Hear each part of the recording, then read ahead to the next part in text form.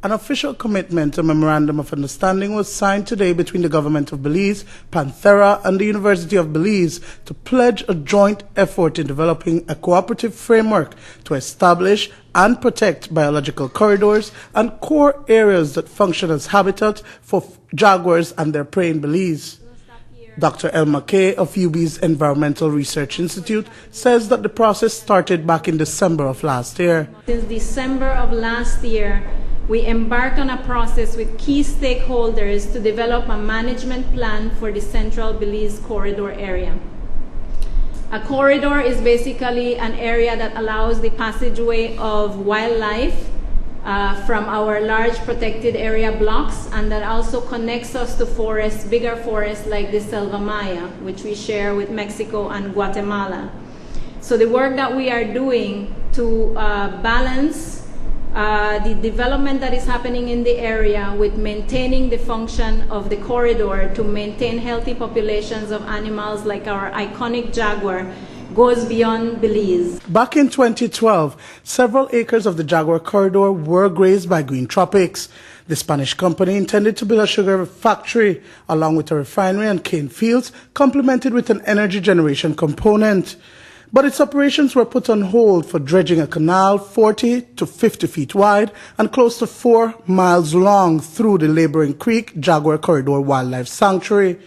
Minister of Forests, Lisel Alamilla, also addressed the gathering. It would be really unfortunate for our protected area systems if we were to lose the corridors, because without connectivity, then we will have these animals isolated and weaken their chances of survival. In talking to Dr. Allen and hear him speak yesterday, he really reminded us how important we as a country are in ensuring the survival of the jaguar species.